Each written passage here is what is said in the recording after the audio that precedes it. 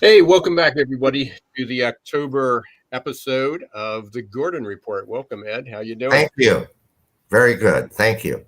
It's been quite a month, hasn't it? It certainly has. Lot going on. You and I, actually, I don't think any of this surprises us completely.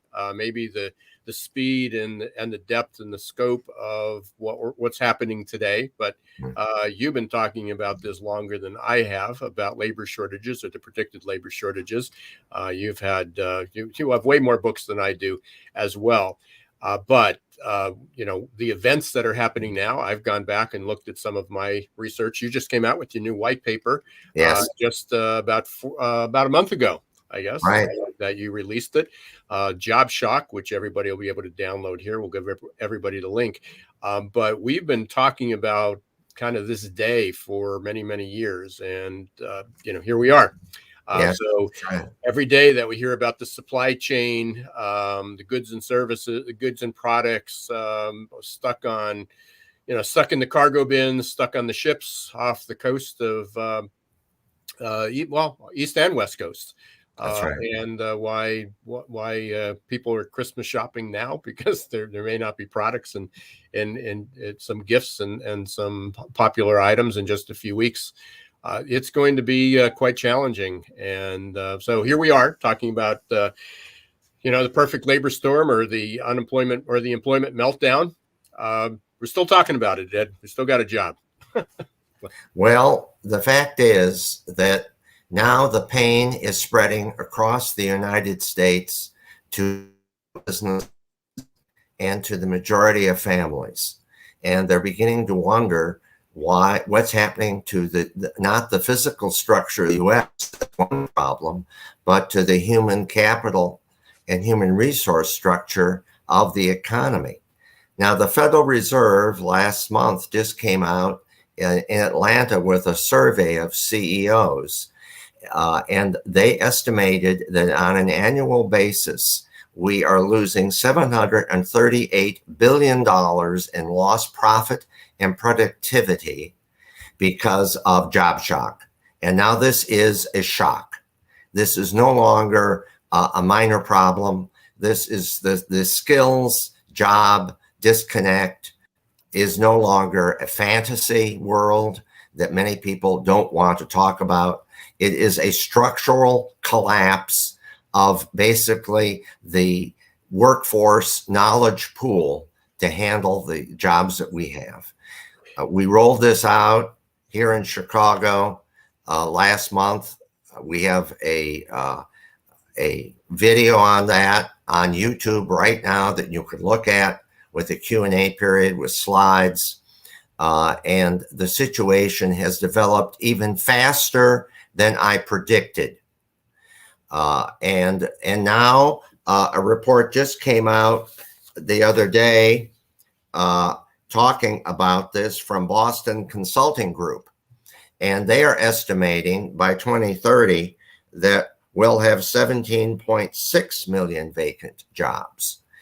Their main focus is on AI technology architect. I think that the real number is more than about double that, 30 million vacant jobs. Because what we're looking at is the replacement of the boomers who are retiring. That's 66% of the vacant jobs. And about a third of them are new jobs. I think this report basically is dealing with new jobs, not replacement workers. And the boomers are retiring in droves right now. Mm-hmm. About a third of those 70 million people who are retiring this decade are what I call skilled workers. That's anywhere from electrician or carpenter to a brain surgeon, an AI specialist, a top salesperson, someone who's building an airplane for Boeing right now. About a third of them are skilled people. They're leaving. And what's coming in is a smaller number of new people, a much smaller number of new workers, and only about a third of them are capable of being educated and trained for these jobs. So we're looking at high school graduates, and we see only a third of them read at the 12th grade level of comprehension.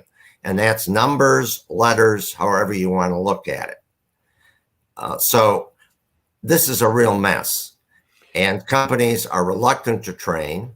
Right now, the Small Business Administration found that 51% of small business owners right now have job openings, and that's a record high level. 62% say they can find few or no qualified workers right now. Think about that. Now, what big companies are doing with merger and acquisition, they're taking the low interest rates that are out there to borrow money, and they're borrowing that money, and they're going out and they're buying up these small firms. They're scooping up the talent to fill their empty slots, and they're throwing away the rest of the business, or the rest of the employees at least. I have news for you. There's a finite number of these people available. The supply coming in to the workforce, new workers, is inadequate. You're looking at an irresistible force hitting an immovable object. This is a real job shock, and it's going to get a lot worse before it gets better. And it's going to take a long time to get better, because we've seen this coming for a long time, and we've kicked the can down the road. It's sort of like the pension crisis in many states. Right. And the Social Security problems, all right? Yeah, and well, I equate it to climate change. Yeah, right. Well, yeah, look at that slide. And we're still arguing. So here's our climate change, our labor climate change. You know, you've been talking about the employment meltdown. You talked about Jobs 2010? Was that the name of your book? It was the 2010 meltdown. That's the first year. Meltdown. It was the first year the boomers started retiring, and right, how the meltdown would occur gradually over the next between 2010 and 2030. Right. So around that time, I started to talk about the perfect labor storm. Won't go into the background on that. But just recently, and this kind of was reminiscent of what we experienced in 1999, 2000, when there were a lot of job creation, a lot of shortages, wage inflation, things were going on around the dot-com boom. Right. But people tend to, deflect. They tend to want to point to one cause of this, and this is a really, really complex problem. So I started to map out all the clouds, all these black, they're not all black clouds. Some of them are just minor, clouds that are floating out there, but they still remove some people from the workforce. So yes, you mentioned literacy before, functional literacy, and which is a huge problem, especially since today digital literacy is such a problem. Right. So it's no longer just the 3 R's: reading, writing, arithmetic. But we need to put digital literacy. And I don't remember who did this survey. Maybe you recall. It was done about a year ago, maybe 2 years ago. Time is blurring together with the pandemic. But they indicated that more than 1/3 of all current manufacturing and healthcare workers were essentially functionally illiterate, people that already had jobs, because they didn't have the digital literacy skills that were required. And many don't even have the basic reading, writing, and arithmetic, skills. But now we put digital literacy, and I spoke to 5 different SHRM groups, HR groups this week. And, even though digital literacy may not be required for the job itself, such as housekeeping or some, even as a server or a line cook for some of those jobs do, but it may not be as essential. How do they apply for these jobs? That's right. Well, but when we talk about, I hate to use these words, functional literacy, because people start thinking I'm saying these people can't read, they're illiterate. That's not true. All right. But here's the issue. If you can't read words and numbers and make sense out of them, you can't do anything. So when we talk about digital literacy, they can play a computer game. They can order a dress online or some Maybe. piece of furniture, but they can't follow directions and instructions Right. and use it in manufacturing, in a hotel, in a restaurant to place orders, because they gotta read all those screens and properly do it. Oh, absolutely. Right. So Yeah. that's what we mean when we, this is the basis upon which the nation operates. There's a critical education mass, folks, that supports every society. Ours is now inadequate for the high-tech workforce that we've built and the high-tech economy that we've built. That's the message. Right. Even though, look at all those clouds. All right, a lot of that's COVID related. And COVID has exacerbated, has increased this crisis. That's why I brought this out. I thought job shock would shock a lot of people with these numbers, because COVID may go away or get greatly reduced. The skills job gap isn't. And the solutions that build back better that the federal government is offering is only offering nickels and dimes through workforce boards to retrain people. It does not speak to these basic issues that are going on in your local community. That's the issue. So you talk about local communities. I mean, let's get beyond the literacy rate and the education, because those are pretty big nuts to crack, and they all culminate in the skills gap. But you look at elder care and child care. Yes. There's 50% of child care in poverty areas, low income areas, Yes. that were primarily run by and for people of color. More than 50% of them have closed, which means getting hourly workers back to work. One is it's expensive. Transportation to those jobs is not often very reliable or very good, or it's expensive, or it takes a long time. And then when you don't even have the child care on top of that, that's a challenging. So those are removing people. You mentioned COVID-19. Certainly that's impacted, but think about the vaccination mandates. The controversy surrounding that. You have people that are quitting because of the vaccination mandates. You're out in Chicago. You got the whole thing with the police, the police force and the first responders. But there are people that will not go back to work if there aren't safety protocols in place. So it's both sides. You're losing some people because of a vaccination mandate, and you're losing other people because of there is no vaccination mandate, or that people don't feel safe. But even if COVID went away and we had government funding of early child care and elder care, we don't have the trained workers in early childhood education to meet the demand. We don't have the trained workers in elder care to meet the demand. Healthcare. And by the way, here in Chicago, relatively few policemen are staying off the job. Most of them are on the job. Right, but they're dying because they're not. Well, yeah, more police and firemen have died across the country. Number one killer. Yeah, it's the number one killer. I do programs on propaganda, and I show how Hitler's Germany really started modern propaganda. And I equate it to now the 500 websites, the 500 social media sites that are spewing forth the lies, the deceit that are preventing people from getting vaccinated. To me, it is disgusting. And it shows how unregulated and unfiltered this propaganda, these lies are helping to distort our society and really hurt people. It also shows, though, that people who are low-level literates, and 130 million Americans read at the 8th grade level or below, how they are easily deceived by these conspiracy theories, myths, and politically motivated lies from either the far left or the far right. that are manipulating voters across the Sides, country. both sides, right? So let's get back. Let's get back on track here, because Yeah, and go ahead. that's obviously underlying this. And what we're trying to dispel are some of the myths that are associated with why people aren't working.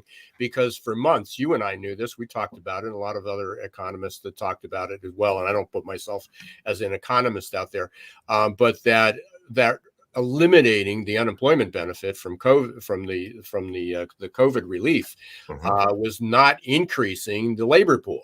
No. And here in September, there were 27 states over the summers that eliminated it, and they didn't see an uptick in the number of people applying for jobs. September comes around, the employment benefit ended, and 4.3, a record number of people, 4.3 million people quit their job, and many didn't even have another job. So that was another issue. But the purpose of this was, I mean, there are just so many reasons why there are fewer people. Even if we can train them, there's just fewer people eligible to be trained. Opioid addiction, there's 800,000 males that are out of the workforce because of opioid addiction. There's 2 million people that are in prison. And again, a lot of them, they're not all lower skill workers, but many of them are people of color. There's a whole, we can get into the whole social injustice of that. Hybrid work, I mean, similar to the vaccination mandates, hybrid work. I was reading an article this morning that there's a small bank in based in Bucks County, Pennsylvania. There's only they've decided to go 100% remote, to stay 100% remote, but there's other and now they're eligible. They're recruiting people to fill their positions from across the country. So that's alleviated some of their challenges. But there's other banks and financial institutions that are requiring people to go back to work. Again, if you have a policy that it's going to be all remote, you're going to have some people that don't apply to you. And if you have a policy that you have to be in person, you're going to lose a certain number of people that aren't going to be eligible. And when you total all these things up, everything that we're talking about, immigration, education, wages, wage equity, and then you put bad practices, that's primarily what I talk about is bad recruitment practices. People are still using an application that was designed in the 1950s and 60s, and all they did was put it online. When you add all these things up, even if all of these only took 1% of the population out, it's 20% of the population is not applying for your jobs for one reason or the other, as 1/5 of eligible workers, when we need more workers than we ever needed before. That's right. And the fact is that you have a huge number of workers who have given up looking and say they don't want a job. I tracked this for a long time. Now, there are the folks that you just mentioned who are poorly educated. They don't want to be trained. They have drug problems. They have other social issues. If I eliminate all of those people, I still come up with the fact that you have around 20 million people out there who have certificates, apprenticeships, degrees, who are willing to work. And when they apply for a job, unless they meet all of the skill requirements, the company will not hire them. Why? Because they don't have any training. They don't offer training. They don't offer entry-level job training. Right. So why? Well, again, it's the short-term nature of our society. Everything, look at the huge physical structure. Now we're talking about rebuilding bridges. And look at these numbers, all right? You have a huge number of people out there who would work if companies offered training, and they're not. And I can tell you right now that even though I see anecdotally some companies are beginning to start up their training departments that they shut down in the later 90s or the first decade of this century, overall, it's still something that the number crunchers that run these businesses are absolutely opposed to training workers, because it takes money away from them.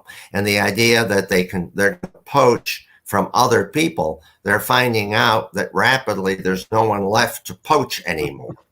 All right. It's getting very expensive. You know, yep. Right. Now, again, there are people out there who say, I want a simple job. I want a nice salary and benefits. I don't want to be trained. There's nothing we can do for them, to be quite honest. There's nothing. Lifelong learning is here to stay, and that's true for all of us. For me, in my career, over the years, I have been president of Imperial Consulting. The changes here have been tremendous, and my own personal development has had to keep up with it. Same thing with you, Ira. Look what you do. And it's true for everyone listening to us today, the HR people.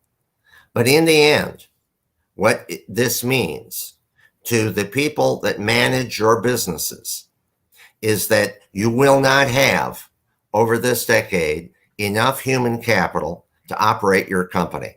Okay. Unless you start training.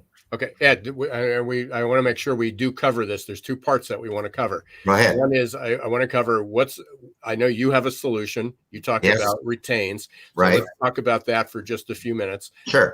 And then I'd like to get your perspective on what hiring, because, our economy's up and down, and it obviously depends on what gets passed, and we have our midterms coming up, but what you anticipate in 2022 and 2023, which is pretty immediate because we're almost there. Hard to believe we're almost through 2021. So let's start with the retains. Let's start with the solution. Yes. And then we'll close with your outlook. Okay. There are many of these regional public-private partnership hubs that have formed over the last 20 years. Most of them are too small to have a major impact on their region. Some of them aren't. I'll give you some examples quickly. The New North, 18 counties north of Milwaukee, Wisconsin. A lot of manufacturing. Obviously, there's healthcare, there's educational institutions. They were dying. What they did with the New North, they set this up in order to increase the economy, attract new businesses, and better diversify the education and training in the schools as well as within companies. They have many businesses now involved. The New Manufacturing Alliance is part of it. And they now have companies putting money where their mouth is. They're investing in worker training. They're investing in collaborating with the school systems to better prepare youth, elementary, secondary, and post-secondary to fill these jobs. That's just one example, all right? There's others. Connexus, Northeast Ohio, and Akron, Ohio. When Goodyear died, the town was going to die.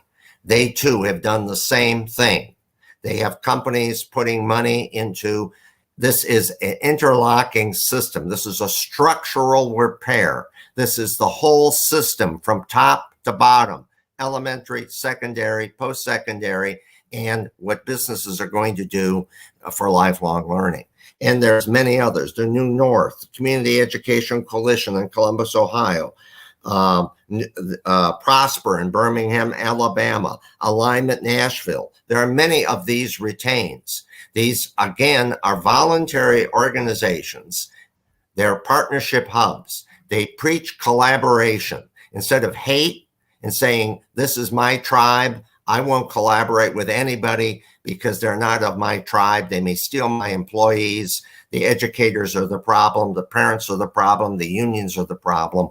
They get together and they come to actually try to come up with a new vision. The vision is to save their community, to save their companies, to save the employees so that everyone doesn't move away. All right. And they exist. I've written about this in certainly in Job Shock, but also in my last book, which was Future Jobs. And we talked about why they did this. They were nice guys. They wanted to survive. And this is going on now all over the country. Question me, and I debated this. How many jobs, how much money do we have to lose? We have now, in my estimate, 13 million vacant jobs. I predicted 14 million by 2022. We may reach that even before 2022 by the end of this year. Will we reach the 30 million that I have predicted? If we maintain the status quo, we maintain that companies are short-term, squeeze them, get the cash out of them now, to hell with the workers, don't train anybody, serve other companies, grab the talent where you can get it, and rely on automation to make up the difference. And if school systems still dumb down what they're doing, we can only educate a third now, the rest we can't do, and parents are too much infatuated with no homework, sports are really important, give kids a lot of free time for video games. I have news for you. We'll probably get to that 30 million empty jobs. And the impact on this economy, it's going to be a slow crumble between now and 2030. I don't want to see that. No, our competitiveness is certainly declining, and we just have just a few minutes here, Ed. Real quickly, you got about a minute. What's the forecast for 2022, 2023? We'll have at least 14 million vacant jobs, if not more. We will begin to see that inflation is driven by the fact that companies are paying more and more money for less and less available talent. And that will start to factor into inflation. How bad it will get, I hope it doesn't. And I can't predict the inflation rate, but I can already see that even once COVID is over, unless we adjust this whole skills job issue, the situation will continue to deteriorate. And politically, more demagogues of the left and right, simplistic solutions. We can't mandate getting all the you can't mandate getting the products, the goods and the products to places faster when there's no way to create more truck drivers, more dock workers. No way to do it. This is a culture problem that our country needs to recognize, that we simply have outgrown the solutions of the 20th century. And now in the 21st, with the fourth industrial revolution, we need a new age of learning badly across our society, all business sectors. And the longer we deny it, the bigger the chance that other competitors will do it and take away our markets. And more people here will live in poverty. That's my prediction. So Ed, that's a great cue up, because my most popular keynote presentation over the last few months, I've done it 3 times this week already, has been Reimagine Your Tomorrow. Amen. What's it going to take? And part of it's reskilling and upskilling, but not necessarily STEM skills. We need those. We need people that have the basic skills. But we need to teach people how to be adaptable. We need to teach, because this isn't an end. I mean, getting a new degree, taking somebody from one job to another within 3 or 4 years, the life cycle of a job skill is under 5 years. So even teaching people today what their job's going to be in 2025. But look, folks, we can do this. We did it 100 years ago when we set up the current system. We have a much more flexible system here than other countries. We can do it. It's a question of believing that we can do it. And too many of your leaders don't see it. It's our job to help convince them that they need to do it if they are going to survive as leaders. And we need some of them to get on board with this sooner rather than later. So you have Job Shock. That's your new white paper, which talks about much more of the data than we talked about today. You've done a lot of research. We've been talking about this every month, and it's on the internet with slides. So you can go. Let me just see if I have that. But go ahead while you're talking. You can go to imperialcorp.com. Imperialcorp.com. It's on our website. Go to YouTube. Just type in Job Shock and my name, Edward Gordon, and there's the other direct link Yeah, to that's it. actually the video. So Right. if you go to That's the video of my presentation. I will be called on to give this presentation to boards of directors, regional, national, statewide, workforce programs within companies, as we get away from the COVID disaster and we can have conferences again. But the other part is, besides awareness, is helping people align these groups, these retains. I can help do this. And finally, action. How do you reform and revitalize this system? And this is something also that we can deal with. So I look forward to hearing from all of you.